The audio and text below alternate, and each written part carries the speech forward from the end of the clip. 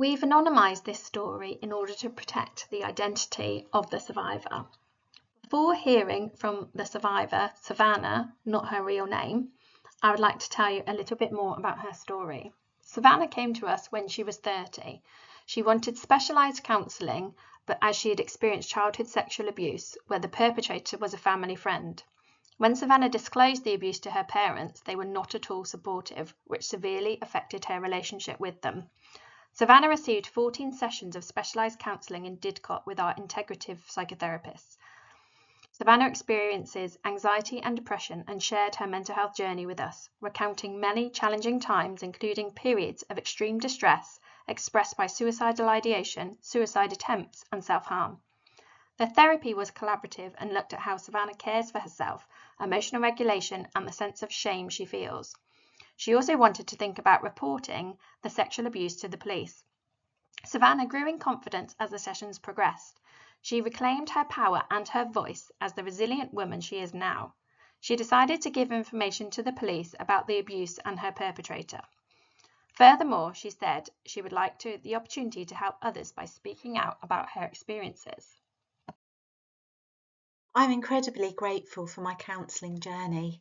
I felt that I was able to make a connection after the first appointment. I felt truly heard for the first time. I felt comfortable and knew I wasn't being judged. My counsellor asked me questions that led to a much deeper understanding of my situation and specifically how it has affected me. It was bittersweet ending my counselling journey because although I feel fully safe and ready to do so, and I'm wanting to give intelligence to the police about my situation, I felt sad the journey came to an end because I learnt so much and I felt very supported.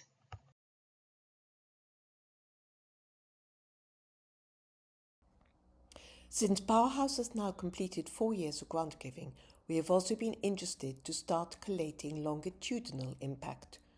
Do our beneficiaries experience lasting impact? Let's hear an update 3 years on from a mother who received support from Oxbip and first from Liam. Those of you who came to our very first impact event in February 2023 will remember Liam, who was brave enough to come and share with us in person how hard he was finding life and how much he valued support from the Abingdon Bridge. Well, both Liam and his mum have kindly sent these updates. I'm not sure if you remember me, but I'm Liam, and I wanted to say a massive thank you to Tab and also Didcot Powerhouse for everything that they've done for me back in the day. And I'm here to basically say, or to give you guys an update on me and myself and how I've gotten a lot better over the years. I've completed my A-levels, finished them all, passed them all.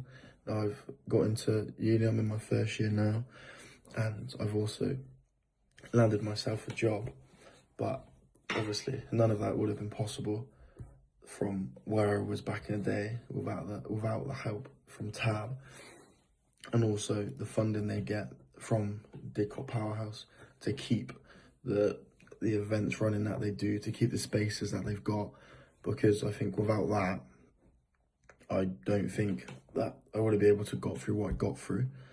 So this is just a video to say thank you, and yeah, thank you. The Abingdon Bridge provided Liam with a safe and supportive space at a time when he needed it most, somewhere he felt truly listened to, valued and understood. Through regular one-to-one counselling sessions, Liam was given the time, care and encouragement to explore his big emotions, to understand them and to learn healthy ways to manage and channel them into something positive. The impact of this support has been profound. It's helped Liam build resilience, confidence and self-belief and enabled him to grow emotionally and personally. Today, though, Liam's flourished into an incredible young man. He successfully completed his A-levels, earned a place in a football academy and is just about to complete his first year of university. Alongside his studies, he secured a job and is learning a trade, approaching every opportunity with confidence, determination and pride. Seeing how far he has come is genuinely inspiring. None of this would have been possible without Didcot Powerhouse. The funding that you guys provide allows the Abingdon Bridge to continue delivering this vital, life-changing work. Their support helps create safe spaces, sustain one-to-one counselling, ensure that young people like Liam are given the opportunity to overcome challenges and reach their full potential. With continued funding, more young people can be supported to thrive, just like Liam.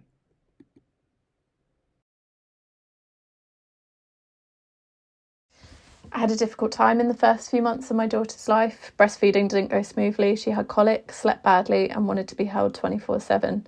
Having wanted to be a mum my whole life, nothing seemed to be coming naturally to us. I felt like I was letting her down, and motherhood just wasn't this overwhelmingly joyful experience I was expecting it to be. My GP suggested I could benefit from some mental health support, but there didn't seem to be much through the NHS that met my specific needs. In the end, mental health services signposted me to Oxpip and encouraged me to self-refer. Oxpip then provided some therapy sessions in person. I was able to bring my daughter with me to these, and there were toys for her to play with, and felt like she was part of the sessions too. It was a safe space to be able to speak about what I was feeling without judgment. My therapist helped me to realise all the things that I had done and was doing to help my daughter to thrive, and all of the ways that she showed from her behaviour, her positive attachment to me and the strong bond that we had. Understanding this helped me to be a lot kinder to myself and gave me more confidence that I could challenge those thoughts that I wasn't a good enough mum.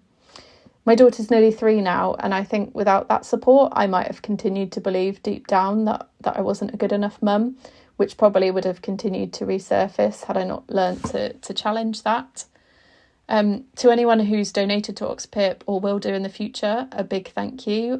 Oxpip's work is so important for families, supporting both babies and parents and carers. I felt so strongly about the importance of their work that I decided to join them as their first ex-service user trustee. And finally, social cohesion really seems to be working when Powerhouse charities collaborate. Let's now hear from beneficiaries whose support resulted from just such a collaboration. First, a mother from Didcot Baby Monday, and then live, some young people who enjoyed the collaboration between Justice in Motion and Train. When a Powerhouse grant brought domestic abuse charity Reducing the Risk to Didcot, they linked up with Didcot Baby Monday and ran a Friends Awareness session for DBM's volunteers. So Didcot Baby Monday knew exactly where to go for extra guidance as they supported this young mother.